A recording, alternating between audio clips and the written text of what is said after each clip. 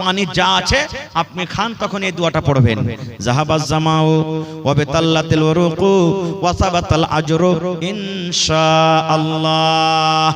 এই দোয়াটা পড়তে হবে। এই যে আমরা ইফতারের সময়তে পড়ি আল্লাহুম্মা লাকা সুমতু ওয়া আলা রিজকিকা আফতারতু, এটা সহিহ হাদিস থেকে প্রমাণ নাই। এই দোয়াটা পড়িতে হবে না। বিসমিল্লাহ বলে আপনি খাজুর খেয়ে নিলেন, আর বিসমিল্লাহ বলে খাজুর খাওয়ার পর তখন আপনার বাড়িতে যা আছে খেলেন, দিয়ে তখন ওই দোয়াটা পড়বেন। কত ভাইকে দেখেছি, যখন আমি ছোট ছিলাম পড়ালেখার টাইমে বাজার গেছি, সুবহানাল্লাহ, ইফতারির টাইম হলো, বাজার থেকে এলো, কিছু নিলেন, 1 টাকার পাঁপড়ও নিলেন না, আর কোমরে বিড়ি আছে, বিড়ি খেয়ে ইফতার করছে। সুবহানাল্লাহ, নাউযুবিল্লাহি মিন যালিক। জি, বিড়ি খেয়ে ইফতার করেছে। কত ভাইকে দেখবেন এখনো মসজিদে নামাজ পড়তে যাবে, যেমনই মাগরিবের নামাজ হলো আর মসজিদ থেকেও বার হইলো, কোমরে বিড়ি আছে, শুরু করে দিলে মসজিদের আগে একবার ভাট্টা ধরিয়ে দিল, ইট ভাট্টা চলছে ওর মুখে। কত ভাইকে দেখবেন যে খাইনি খাইতে শুরু করে দিলে, লাগছে কত দিন থেকে যে না খায় আছে, হাঁকে কে আছে, খাইতে পায়নি, সেটা আল্লাহ জানছে, শুরু করে দিলে। এবার বলবেন হাজি মাওলানা আমি গরিব মানুষ, খাজুর কিনতে পারি না, টাকা নাই, পয়সা নাই, বা খাজুর ছিল বাড়িতে, হঠাৎ খাজুর শেষ হয়ে গেছে, খাজুর নাই, তাহলে কি কোনো অপশন নেই? আল্লাহ রাসূল বলেছেন আছে রে বাবা, আছে। তোমার বাড়িতে যদি খাজুর না থাকে বা খাজুর ছিল শেষ হয়ে গেছে, হঠাৎ করে খাজুর পাওয়া যায় না, এমনই কোন তুমি জায়গাতে চলে গেছো যেখানে খাজুর পাওয়া যায় না, নবী বলেছেন আল্লাহ রাব্বুল আলামিনের দেওয়া পানি আছে, জল আছে রে, ওই বিসমিল্লাহ বলে তুমি মুখে পানি দিয়ে দাও, আর পানি দিয়ে তুমি ইফতার করো, আর পার পরে তোমার যা জুটবে তুমি সেইটা খাও। তাহলে প্রথম হলো খাজুর, খাজুর যদি না পান, 2 নম্বরে নবী বলেছেন পানি, পানি বিসমিল্লাহ বলে মুখে দিয়ে তুমি ইফতার করো। কয়টা লোক জানছি মশলাটা? জানছি কিন্তু আমল করি না, খুব আমল করি না আমরা। দেখবেন ইফতারিতে এমন আল্লাহর রহমতে দয়াতে মানুষ স্ট্যান্ডার্ড করে মানুষকে ইফতারি করাইছে, আগে তো ক্ষীর কাছেই বরন্তা যে হয়তো এখনো হয়েছে, ফেল হয়ে যাবে এখনকার ইফতারি পার্টিতে, হয় না? কত রঙের ফল মূল দিচ্ছে, কত রকম দিচ্ছে, মনে করছে ও খাওয়াইলে তোর থেকে আমি ভালো খাওয়াবো, ও খাওয়াইলে তোর থেকে আমি ভালো খাওয়াবো, ও খাওয়াইলে তো আমি ওর থেকে ভালো খাওয়াবো। ভালো কথা, আলহামদুলিল্লাহ, খাওয়ান, আল্লাহ আপনাকে দিয়েছেন, খাওয়ান। রোজাদারকে খাওয়াইতে গেলে ঘটবে না, বেড়ে যাবে। আল্লাহ তাবারাক ওয়া তাআলা দিয়েছে, খাওয়ান। কিন্তু সব জিনিস আছে, আপনি খাজুর দেন না, এটা ভুল হয়ে গেল। সব জিনিসের খাজুর আছে, এটাই সহি। এবারে আরেকটা ভুল কি করছি আমরা, সুবহানাল্লাহ, ইফতার হয়ে গেল, ইফতার করলেন, ইফতার করার পর মেলাই পার্টিতে দেখছি, মেলাই জাফর যেখানে দেখছি, যদি ভাত খাওয়ায় তো ওই জায়গাতে নামাজ পড়ার পর কিন্তু ভাই সুন্নাতটা পড়ে না। মানে মানুষকে খাওয়ার জন্য ও কি করে, ওখান থেকে 2-4-10 জন যারা খাজিনদার আছে এরা উঠের করে কিন্তু মানুষের তাইয়ারিতে লেগে যায়। কে আপনাকে বলেছে যে মানুষকে খাওয়াবেন তো সুন্নাত পড়তে হবে না? আমার ওলামারা বসে আছেন, জিজ্ঞাসা করেন। আল্লাহ রাসূল বলেছেন 5 ওয়াক্তের আল্লাহ ফরজ নামাজ করেছেন। কয় ওয়াক্তের? একটু কথা বলেন। 5 ওয়াক্তের ফরজ নামাজ করেছেন। 5 ওয়াক্তের ফরজ নামাজে 12 রাকাত সুন্নাতে আছে, যার নাম সুন্নাতে মুআক্কাদা। কি সুন্নাতে মুআক্কাদা? জোহরের আল্লাহ রাসূল বলেছেন ফজরের টাইমে 2 রাকাত, জোহরের আগা পাছালিয়া 6 রাকাত। কতটি হলো? 2 আর 6 কত হলো? 8 হয়ে গেল। আসরে নাই, মাগরিবে 2 রাকাত কত হলো? এশারের পরে 2 রাকাত কত হলো? আল্লাহ রাসূল বলেছেন যদি কোনো মহিলা, যদি কোনো নারী 24 ঘন্টাতে যদি 12 রাকাত সুন্নাতে মুআক্কাদা পড়ে, আল্লাহ রাব্বুল আমিন তার জন্য জান্নাতের ভিতরে ঘর বানিয়ে দেবেন। তা আপনি যে মাগরিবের সুন্নাত ছেড়ে উঠে গেলেন, এটা কোন হাদিসে আছে? হ্যাঁ, এটা ভুল হয়ে গেল আমাদের। আরেকটু আগে চলেন। সাহারি খাইতে হবে। আল্লাহ রাসূল বলেছেন সাহারি খাও, সাহারিতে বরকত আছে। কিন্তু এমন ঠুসে ঠুসে সাহারি খাইবে রে ভাই, এক একজন মনে হয় শ্বাস নিতে পারে না। ও জি খায় লেবে, খায় দে যে পানি খাইতে ভিড়বে, 2-3 বদনা পানিকে একবারে উল্টে দিলে। হায় আল্লাহ, কম করে সাহারি খান, সুন্নাতের উপর আমল করেন। বেশি করে সাহারি খেতে হবে না, অল্প করে সাহারি খান। এটা হলো সুন্নাত তরিকা। ভাত খান, রুটি খান, যাই আপনার জুটছে খান, কিন্তু অল্প করে খান। এবার একটা মশলার কথা বলে দেই। রমজান মাস শুরু হলো, রোজা কাকে বলে? সাহারি খাওয়া থেকে নিয়ে সাহারি খাওয়া থেকে নিয়ে মানে ফজর আজানের আগে থেকে নিয়ে যখন নিয়াত করলেন তখন থেকে নিয়ে মাগরিবের আজান হওয়া মানে ইফতারি করা পর্যন্ত আপনি শরীয়তের কিছু কাজ আছে যেগুলোতে আল্লাহ আল্লাহ রাসূল মানা করেছে, ওগুলোতে বেঁচে থাকা।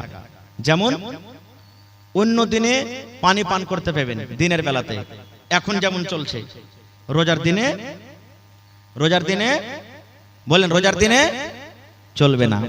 এখন আপনি দিনের বেলাতে বিবির কাছে যেতে পাবেন, কেউ মানা করবে না আপনাকে, কিন্তু রোজার হালাতে বিবির কাছে যেতে পাওয়া যাবে না। অন্য দিনে ঝুট কথা বলতে হবে না আপনাকে, এখনো বলতে হবে না, ওগুলা তো রোজার মাসও মানা। অন্য দিনে যে জিনিসটা হলো হালাল আর রমজান মাসে আল্লাহ তাবারাক ওয়া তাআলা ওই জিনিসটাকে হারাম করে দিয়েছেন রোজার হালাতে, ওই সমস্ত জিনিস থেকে বাঁচার নাম হলো কি? রোজা। এবার রাসূল বলেছেন একটা লোক রোজা রেখেছে, দিনে ও 5 বার 10 বার করে ঝুট কথা বলছে, ঝুটে রেখেতে করছে। একটা লোক রোজা রেখেছে আর একটা হাজী সাহেবের গীবত করছে, মৌলবীর চগলখড়ি করছে। ওইটা মৌলবী নাকি বে, 2 ঘন্টা ওয়াজ করে গেল, হ্যাঁ এরকম তা ওরকম। অমুক হাজী ওর হজ করেছে, ঘোড়ার ডিম হজ কবুল হয়ে বাবার শালা চুরি চামারি করে হজ করতে গেছে, ওর হজ কি কবুল হয়? ওই যে নমাজ পড়েছে, ওর জীবনে কোন একটা ভুলে গেছে, দাড়ি ছেড়ে খালি নমাজ পড়লে হবে না, ওর থেকে আমি ভালো আছি। এই যে এক অপরের পুরাই শুরু হয়ে গেল। আল্লাহ রাসূল বলেছেন এরকম লোক যদি রোজা রাখে, রোজা রেখে কোনো লাভ হবে না রে, কোনো উপকার হবে না, ওই লোকটা রোজা না রাখাটাই ভালো। রোজা না রেখে যেমন গুনাহ হয়, রোজা না রেখে যেমন পাপ হয়, ওই লোকটা রোজা না রাখার পর ও লোকটার কিন্তু পাপ হয়ে গেল। গীবত কত বড় জিনিস জানেন? আহা, আল্লাহর নবীর স্ত্রী মা আয়েশা রাদিয়াল্লাহু তাআলা আনহা একদিন নবীর পাঞ্জরে বসে আছেন, স্বামী স্ত্রী গল্প সল্প করছেন, আর নবীজির আর একটা স্ত্রী নবীর পাঞ্জরে আসতেন, সাফিয়া রাদিয়াল্লাহু তাআলা আনহা। ও কিন্তু একটু দেখতে খাটো, নাটা মানুষ দেখতে, এটা নবীর স্ত্রী চলে আসছেন। মা আয়েশা তখন বলছেন আল্লাহর রাসূল দেখেন, ইশারা করছেন, দেখেন কি এই যে আপনার স্ত্রী নাটি চলে আসছে আপনার কাছে। শুধু এটাই কথা, আর কিছু নাই। নবীজির সামনে মা আয়েশা বলছেন আরেকটা সতীনের ব্যাপারে, মানে নবীর স্ত্রীর ব্যাপারে, আরেকটা স্ত্রী, দেখছেন আপনার স্ত্রী সাফিয়া নাটি আপনার কাছে আসছে। রে মুসলমান, যেমনই নবী কথাটা শুনলেন, আমার একটা বিবি আর একটা বিবিকে নাটি বলেছেন, আল্লাহ নবী কিন্তু রেগে গেলেন। যেমন বেদনার দানা লাল হয়, নবীর চোখ কিন্তু রাগে লাল হয়ে গেল। আল্লাহ নবী বললেন আয়েশা রে, তুমি একটা লোককে নাটি কিংবা বাটি বলেছ রে আয়েশা। নাটি হলো আল্লাহর তৈরি, বাটি হলো আল্লাহর তৈরি। যারা ধলো ওরাও আল্লাহর তৈরি, যারা কালো ওরাও আল্লাহর তৈরি। আয়েশা তুমি একটা নাটা এবং বাটা বলেছো, এই কথাটা এমন খারাপ রে আয়েশা, এই কথাটা এমন নোংরা, এই কথাটা এমন খারাপ। এই কথাটা ধরে যদি একটা সমুদ্রে পুকুরে ছেড়ে দেওয়া হয়, এই আল্লাহর কাছে এই কথাটা এমন খারাপ। এই কথাটা ধরে সমুদ্রে যদি ছেড়ে দেওয়া হয়, গোটা সমুদ্রের পানি নোংরা হয়ে যাবে, দুর্গন্ধ হয়ে যাবে, সমুদ্রের পানি কিন্তু পান করা যাবে না। এত খারাপ শুধু নাটা এবং বাটা কথাটা বলাতে। আর আমি আপনি যে রাত দিন এক অপরের গীবত চুগলখড়ি করছি, তাহলে বলেন আমার আপনার আমলটা কোথায় যাবে? তাই রাসূল বলছেন একটা লোক রোজা রেখেছে আর রোজা রাখা পরে এই সমস্ত জিনিস থেকে বাঁচলো না, নবী বলছেন ওই লোকটার রোজা রাখা কিংবা না রাখা বরাবর হয়ে গেল। ও রেখাও না নেকি পাবে, এমন রেখে নেকি পাবে না, তেমনও তার নেকি হবে না। এই জন্য এই সমস্ত জিনিস থেকে কি করতে হবে? আমাদেরকে বাঁচতে হবে।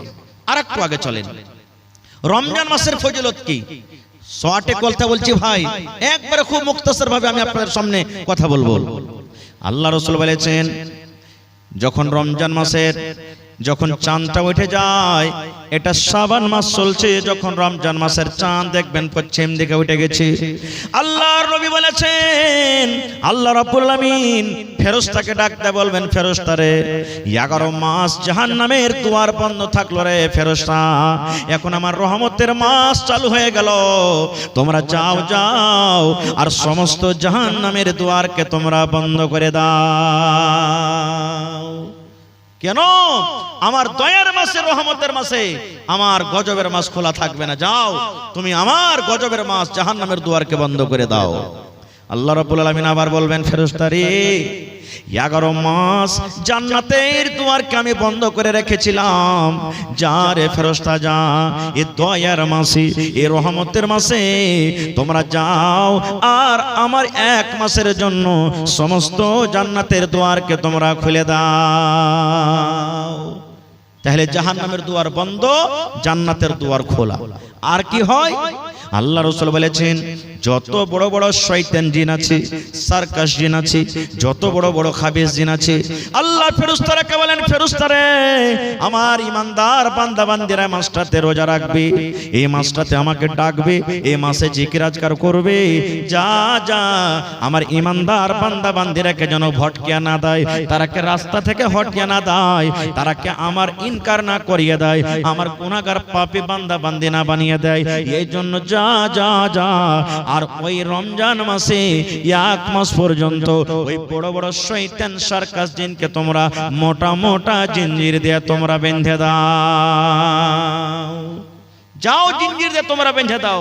এবার বলবেন হাজি মাওলানা শয়তানকে যখন জিঞ্জির দিয়ে বাঁধা হচ্ছে তো ফের মেলায় লোক রোজা করে না, এটা ফের কেমন? প্রশ্ন জাগে না ভাই? মেলায় লোক আছে রোজা করে না, তো এরাকে কে ভাঙতেছে? কোন শয়তান আছে এর কাছে?